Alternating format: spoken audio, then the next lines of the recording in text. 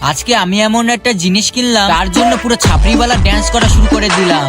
আহা মেরি জান। তো গাইজ কালকেই তো দুর্গাপুজো, তাই আজকে আমাদের মণ্ডপের জন্য দুর্গা মাকে আনতে বেরিয়ে পড়লাম। আমরা যে জায়গায় দুর্গা মাকে আনতে যাচ্ছি আমাদের বাড়ি থেকে বেশি দূরে না, তাই কিছুক্ষণের মধ্যে ওই জায়গাটায় চলে আসছি। আর এখন আমাদের ঠাকুর নেওয়ার নাম্বারটা আসেনি, তাই আমি একটু ভিতরে যে তোমাদের সব ঠাকুরগুলো দেখাচ্ছিলাম। আর দেখো গাইজ এইটাই হচ্ছে আমাদের মণ্ডপের ঠাকুর। আর যখন আমাদের নাম্বারটা চলে আসে তখন আমরা সবাই মিলে মাকে গাড়িতে তুলে নিলাম। আর যখন আমাদের সব ঠাকুরগুলো গাড়িতে তোলা হয়ে যায় তারপর আমরা বেরিয়ে পড়লাম বাড়ির দিকে। এর মধ্যে দেখি কিছু বাচ্চারা বাজি ফুটাচ্ছে, তাই আমি তাদের কাছ থেকে কিছু বাজি নিয়ে আমিও কটা ফুটিয়ে নিলাম। আর খুবই মজা হই হুল্লা করতে করতে বাড়ি চলে আসলাম। তারপর গাড়ি থেকে মাকে নামিয়ে নিলাম। কিন্তু একটা কথা কি তোমরা জানো, গাড়িতে মাকে তোলা যতটা সহজ তার থেকে বেশি মাকে মণ্ডপের ভিতরে নিয়ে, তাও সবার পরিশ্রমের পরে ফাইনালি মাকে মণ্ডপের ভিতরে রেখে দিলাম। আর এখনো যেহেতু পুজোর কিছু আমার কিনা হয়নি, তাই আমাদের বাজারে একটা জুতোর দোকান থেকে একটা জুতো পছন্দ করে নিলাম। আর যখন আমি একটু ওই জুতোটা পরে ট্রাই করতে গেলাম, কেন জানি না এর কালারের জন্য কেমন একটা ছাপড়ি ছাপড়ি ফিলিং চলে আসছে।